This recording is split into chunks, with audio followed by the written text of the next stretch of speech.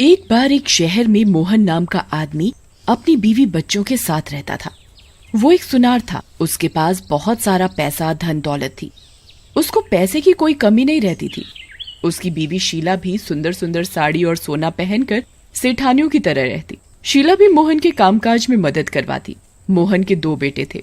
उसके बड़े बेटे का नाम चिंटू और छोटे बेटे का नाम मिंटू था। वो शहर के प्राइवेट स्कूल में पढ़ते थे। मोहन का कारोबार अच्छा होने के कारण उन्हें कभी पैसे की कोई दिक्कत नहीं आती थी। मोहन के पास मोबाइल फोन भी था। उस मोबाइल फोन में कुछ न कुछ अजीब सी घटना हुआ करती थी, पर मोहन उन पर ज्यादा ध्यान न देकर काम धंधे पर ध्यान दिया करता।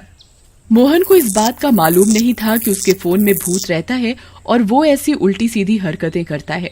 एक दिन भूत ने मोहन के फोन से सोहन को फोन लगाया। सोहन ने भूत से बहुत देर तक अपना भाई मोहन समझकर बातें की। हेलो सोहन, कैसे हो? नमस्ते भैया, मैं अच्छा हूँ। आप कैसे हैं? मैं भी बढ़िया हूँ। और तुम्हारी पढ़ाई कैसी चल रही है? अच्छी चल रही है भैया पढ़ाई। तुम्हारी गर्मी की छुट्टियाँ कब से पड़ रही हैं? भैया परसों से। ऐसा करो, परसों ही तुम अपना सामान बांध कर इधर मेरे पास आ जाना। इधर तुम्हारा मन भी लग जाएगा और तुम बहुत दिन से इधर आए भी नहीं हो। हम सबका मिलना भी हो जाएगा। चिंटू और मिंटू भी तुम्हें बहुत याद करते हैं। जी भैया जी, मैं परसों ही सुबह की ट्रेन पकड़कर शाम तक आपके पास आ जाऊंगा। नमस्ते भैया। नमस्ते। अरे सोहन, तुमने बताया नहीं तुम आ रहे हो। मैं तुम्हें स्टेशन लेने आ जाता। सोहन को ये बात बहुत अटपटी लगी। उसने मुस्कुराकर जवाब दिया, कोई बात नहीं भैया। शीला, सोहन आया है, जरा उसके लिए चाय पानी का इंतजाम करो। सोहन को देख शीला भी बहुत खुश हो गई। वो जल्दी से सोहन के चाय नाश्ते का इंतजाम करती है। मोहन और सोहन बाहर बरामदे में चारपाई पर बैठे हुए आपस में बातचीत करते हुए, और बताओ सोहन, यहाँ आना कैसे हुआ? भैया गर्मियों की छुट्टी पड़ गई तो सोचा भैया भाभी के पास घूम आऊं। इतने में शीला चाय पानी ले आती है। दोनों मोहन और सोहन चाय पीते हैं। थोड़ी ही देर बाद चिंटू और मिंटू अपने दोस्तों के घर से खेलकर अपने घर आते हैं और देखते हैं कि सोहन चाचू घर पर छुट्टियां मनाने आए हुए हैं। वो उन्हें देखकर बहुत खुश हो जाते हैं और उनके साथ खेलने लगते हैं। शीला भी शाम के खाने की तैयारी करने लगती है। सोहन को मोहन की बातें बहुत अजीब लगती हैं और उसके दिमाग में वही बातें घूमती हैं। भैया ऐसे कैसे इतनी जल्दी बात भूल सकते हैं? भैया ने ही तो मुझे शहर आने को कहा था। अगर वो भैया नहीं थे तो मैंने किससे इतनी देर बातचीत की? थोड़ी ही देर में रात हो गई और शीला सबका खाना ले आई। सब मिलजुल कर एक साथ बैठकर खाना खाने लगे। सोहन को फोन वाली बात बहुत परेशान कर रही थी।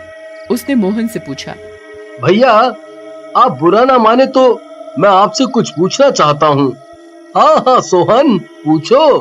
भैया आपके फोन से परसों मेरे पास आपका फोन आया था और आपने मुझे शहर आने को कहा। नहीं सोहन, मैंने तो तुम्हें कोई फोन नहीं किया। सोहन ये बात सुनकर बहुत डर गया। पता नहीं मेरे फोन में क्या हो गया है, आजकल किसी को भी लग जाता है।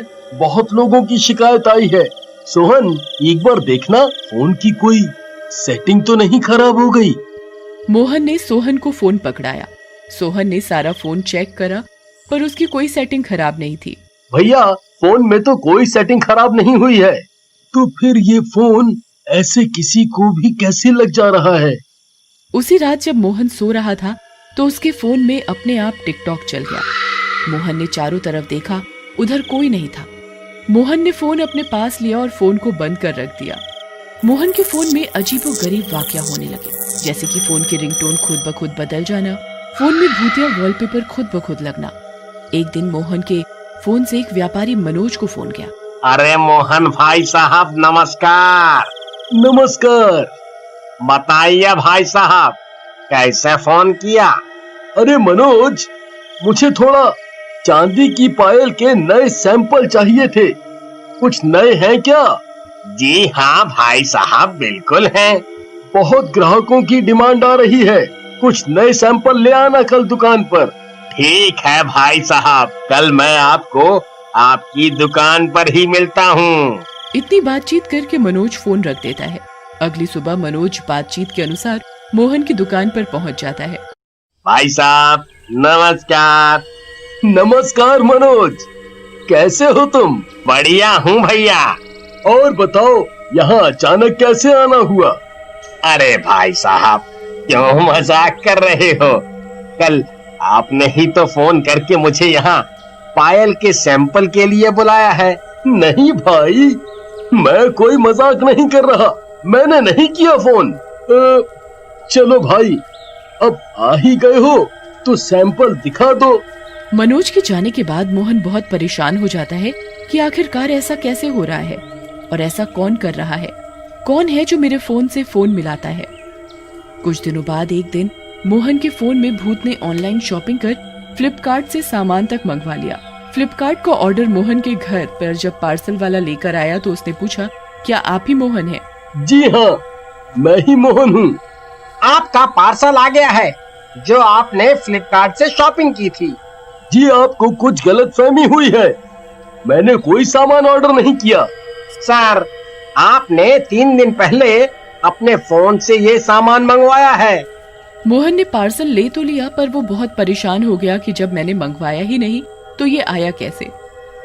मोहन ने अपनी बीवी शीला से भी पूछा कि क्या उसने तो कुछ ऑनलाइन नहीं खरीदा है, पर शीला ने भी साफ इनकार कर दिया। मोहन बहुत डर गया और उसने सारी बात शीला को बताई। शीला भी बहुत डर गई कि ऐसा कैसे हो रहा है फोन में। ये सब कारनामे कर भूत अंदर ही अंदर बहुत खुश हो रहा था मोहन को परेशान करके। कुछ दिन बाद तो भूत ने हद ही कर दी। भूत ने मोहन के फोन से जोमेटो से खाना ऑर्डर कर दिया। ये ऑर्डर मोहन की दुकान पर आया। सर, आपका खाने का ऑर्डर है। मोहन ने ऑर्डर ले लिया। उसने सोचा क्या पता आज शीला कहीं बिजी हो और खाना ना बना पाई हो, इसलिए उसने मेरे लिए खाना ऑर्डर कर दिया होगा। पर थोड़ी ही देर में शीला मोहन के लिए खाना लेकर आती है। तुम खाना क्यों ले आई हो, जब तुमने मेरे लिए बाहर से ऑर्डर कर दिया था? तो नहीं तो मैंने तो कोई खाना ऑर्डर नहीं किया। मोहन ने फोन करके सोहन से पूछा, सोहन, क्या तुमने मेरे लिए खाना ऑर्डर किया है? नहीं भैया, मैंने कोई खाना ऑर्डर नहीं किया। मोहन ये देखकर बहुत ज्यादा घबरा गया। इस फोन का कुछ करना पड़ेगा, रोज खुद ब खुद इसमें कुछ न कुछ अजीब हरकत होती रहती है। कहीं इस फोन में भूत तो नहीं आ गया? मोहन के फोन में तभी एकदम से भूत का वॉलपेपर लग जाता है। ये देख शीला और मोहन डर जाते हैं। शहर में तांत्रिक के पास जाकर बताना पड़ेगा, हमारे साथ ऐसे अजीब वाकये हो रहे हैं। हाँ शीला, ऐसे ही चलता रहा तो हम एक दिन बहुत बुरी मुश्किल में आ जाएंगे। अगले ही दिन मोहन और शीला गांव के तांत्रिक के पास जाते हैं और सारी बात सच सच बताते हैं। तांत्रिक उन्हें शनिवार शाम 6 बजे आने को कहता है और अपना फोन साथ लाने को बोलता है।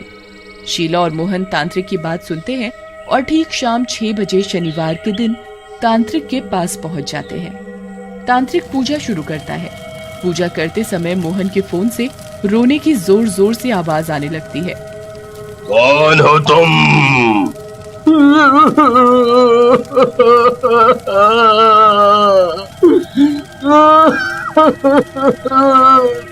मैं संजय हूँ।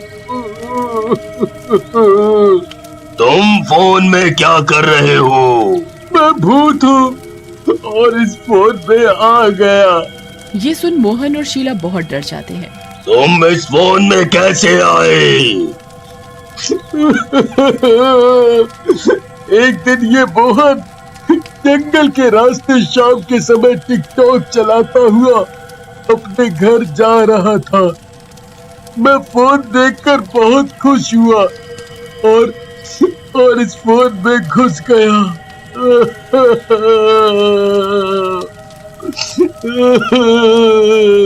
तुम्हारी मौत कैसे हुई?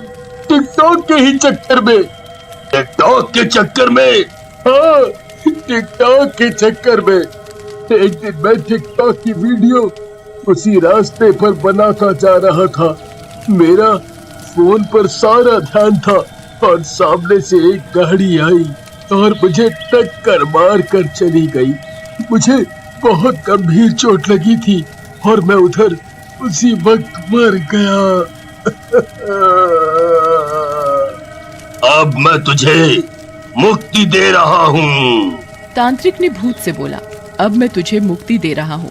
तांत्रिक ने फोन की अच्छे से पूजा की और संजय को मुक्ति मिल गई। ये देख मोहन और शीला खुशी खुशी अपने घर चले गए।